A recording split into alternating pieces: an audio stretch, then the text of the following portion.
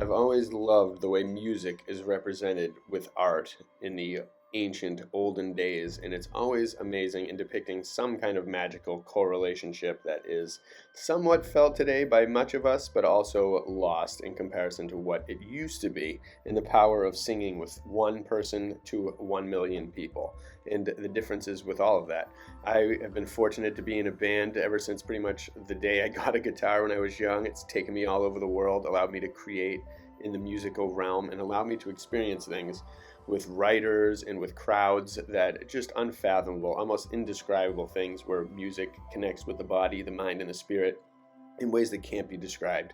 Just absolutely shake you to the core, do anything, just some of the most powerful moments you can fathom relating to music. And I've always loved it. It's been amazing. And so checking out these books, I found a book from 1590s by Philippus Galeus, and it's called In Praise of Music. And I'm going to translate it because it's absolutely incredible. And the artwork blew me away, and just I knew I had to translate it. And when I did, I discovered some really amazing connections between the divinity and power of music and the way they thought of it back then. So I translated the whole book. And remember, i590 or 1590, who knows when this really is in relation to now. But I translated all 16 pages, and let's check it out because it's really amazing. So I did Google Translate, but it came up pretty good this time, so I'm pretty confident in it, and it sounds really awesome. So here we go. In Praise of Music. On the dignity and excellence of harmony in the art of music, philosophers differ everywhere. Another art, music of wisdom and a well-informed life, or of the Republic. They teach that they are well-ordered and most like them. Some famous musicians, to whom some divinity is attributed, are sung by poets, namely Orpheus, Amphion, and others, to mention the god of musicians, Apollo, with the whole dance of the Muses. There are certainly no historians who commended distinguished musicians in their writings, unfortunately, but that music soothes and soothes the mind, assuages anger, and cures various diseases of the mind and pains of the body, and is reported by various writers, and it is so obvious that there is no one ignorant of this, but one who has ears to Boeticians, who are actually 6th century Greeks. This is interesting. It is our aim, most civilized spectators, to place your present icons in monochromatic eyes on you with an honorable mention of the art of music and sacred literature. For when I observed that many solemnities of divine worship and public congratulations had been performed, and not without a symphony and a harmonious symphony, I considered it acceptable to you, if I should show you that by the theme of the song, the musical apparatus of my features is to be observed, so that when the enjoyment of music has seized your ears, you may hold it in your hand, so that you may recreate the sense of sight by a certain rhythm of pleasure. Goodbye. So that is the intro for this book. Now get ready for the magic. So at the top it says, Encomium Musicae, in praise of music, which Philip Galeus concocted from sacred writings, was expressed by the most famous painter icons, Lo Stradon, the most learned Lo Boevius, the secretary of the city of Antwerp, illustrated in verse. Praise, that's at the bottom, praise with the sound of the trumpet, praise with the psaltery and other parts, praise with the timbrel and dance, praise with the strings and organ, praise with on-high sounding cymbals, praise with jubilations on cymbals. Let every spirit praise the Lord. And then below that, the grandest and most accomplished D.D. Edvard van der Delft and Corlo Malineo of the city of Antwerp were consuls to Philip Galeus. What mortal were you and where when God laid the greatest foundations of the earth? And just as far as timber is released, how is the first chaos when the machine is distinct from its forms? When we praise all our stars, and the heavenly men, in their amazement, clung to the chorus, and the joyful attendants sang the winged jubilees.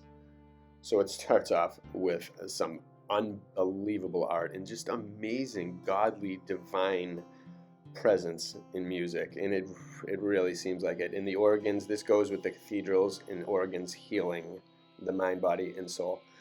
Now he says, Isaacus, the great German prophet, rejoice with the yoke having been put aside, Give the timbrels to your mothers, and celebrate the death of the tyrant with me, Pharaoh, I'm not sure. Bring the other lyres, part the cymbals with songs. Let the innocent shallow sea and the waves give way. Let us sing the praises of God. So I'm not sure which he's taking from different sacred books from before this or whatnot. Was this time wasn't sacred? The i590s, they're going back to the time before, which was thought of as more sacred. Unbelievable. A throng of prophets descends and meets Saul in the frantic manners of the fatidic poets. A flock beats the drums. It is sung, and on the harp the flute gives a double melody. By the same deity and by the divine, Saul's heart is full of voices, and he himself is numbered among the great prophets. So unbelievable. And he actually looks pretty big. Compare like those buildings that we see now and those doors in the size of these guys. And one of you in the comments mentioned giants singing in choirs and Gregorian chanting trying to mimic it. And imagine how amazing the music of these people would have been. Unbelievable. Secure the neck of the Philistine tyrant. The king's young victor goes to the city of Solymos, and when the mothers are brought back, they sing a token of victory. They fill their paths, these drums beat, that snail, the voice of one soul, one boy in one enemy. So that is something. I am not sure what is happening. There's heads, there's bodies. I think they might have been widows because they do look a little sad, and there's people coming back with things, and then music played in times of grief and times of sorrow, coming like all the time, music. In this dress, the royal bard draws the Ark of the Covenant, performs the dances as a dancer, and is venerated as a city, and inserts into the sacred thrones of his country. The procession roars with the trumpets. The trumpet fills the air with the sound. The satirics sing the instruments of the bards, and the triple victim sprinkles the sacrificial knives. So what were they experiencing here? All the city involved, so many people, music just going. It probably bounced off of the buildings perfectly. The acoustics were probably phenomenal. They probably built it into the cities, into the architecture. Building mandates requiring your architecture to be perfect for the harmony of the town. Sounds like a fun time. King Solomon, accompanied by a large crowd of nobles belonging to the Edomite nation, executes the solemn procession in order. He gives incense to the hearth, to the strings, to the trumpets, resounds, and to the melodious crowd of earrings presses. Abramadan and other mysteries of the covenant speak of the ark of the Holy Ghost, and store it on their shoulders and in the shrine. Wow, what is in that shrine? In every single one of those buildings and everywhere. What world is this depicting? What time is this? And how big are those people? He waits for 3 kings, and Elisha asks for the psalteries in his presence. The mad mind seizes the deity of the seer, unlocking the secrets of future events. The earth, he says, will not be the breeze of the Aeolians, nor will the earth be scattered by the rains, but the earth will immediately give a wave. That's not good. So I wonder if they're even soothsaying and predicting the future using the power of music. And music in combination with psychedelics, in particular mushrooms that were, I'm sure, found and discovered at these times and utilized for divinity, must have led to incredibleness. The captive King Asa renders oxen. He promises vows to God, but Litius, the Abramian tribe, stands by the loud voices, works the sacred vows and the oath, and secures the sacraments to the Lord with the highest trumpets. Music just played a part in everything. It almost sealed the deal with different royal decrees and everything. This is just all the different uses of music during the savage time when music was probably just ringing out through towns in harmony, people just uniting and just thought. Everything. They were all in harmony, and we have no idea what that's like as they try so hard to destroy that and do a great job at it. King Izesed is designated by the people as Ios, the boy of 7 years, and the Times is filled with royal gold. The rooms are filled with great studio. The roofs resound with the roar, the hymns mingle with applause, and the sound of the trumpet is the tune of the ivory. Oh, God. The instruments, the sacredness, everyone involved, everyone knew that they had the power of music and participated in their own way.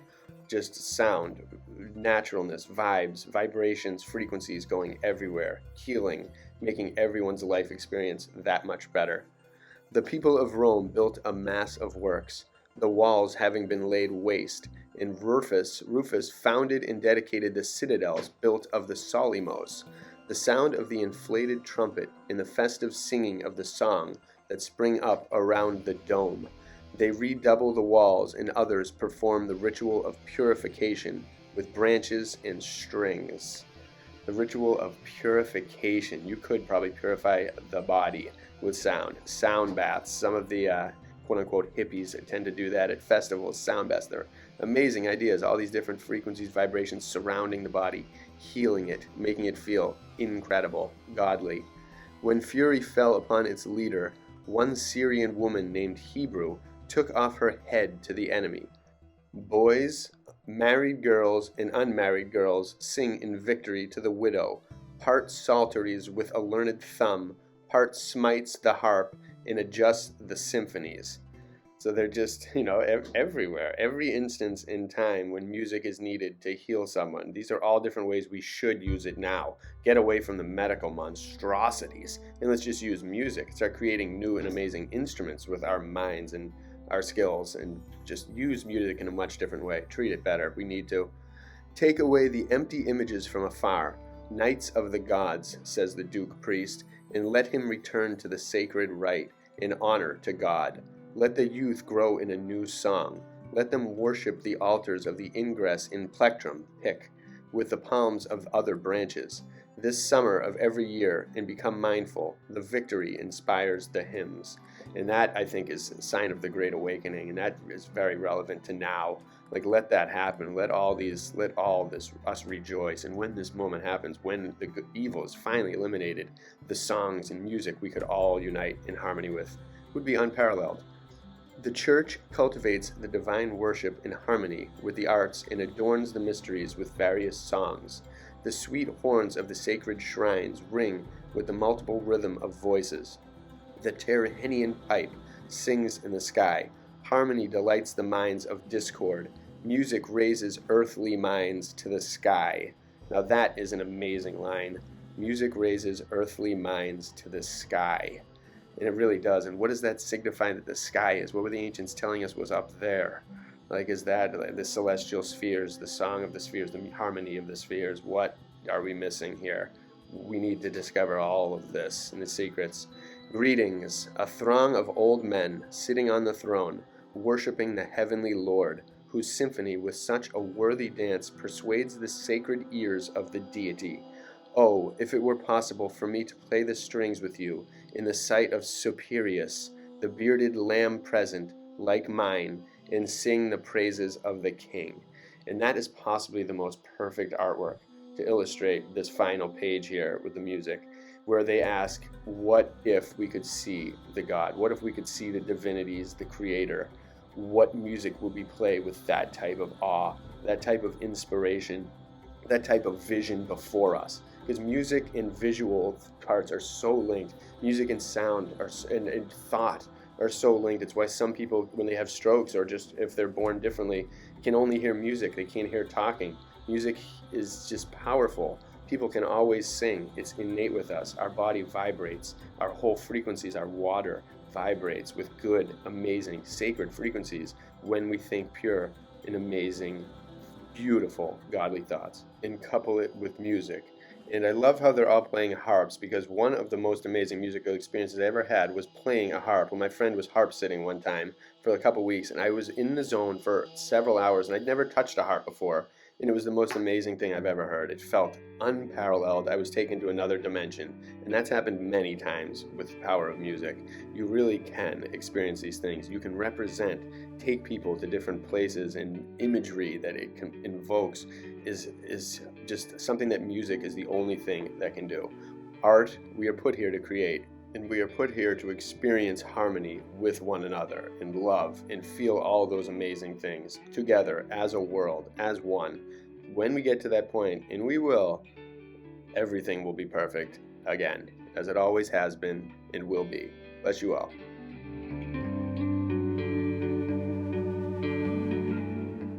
And just for a last minute thought or theory, what if music really is the ethereal art?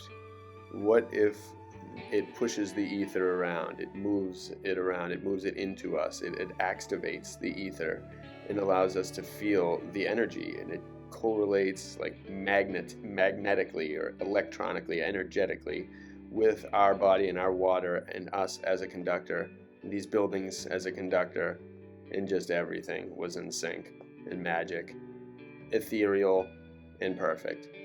Bless you all.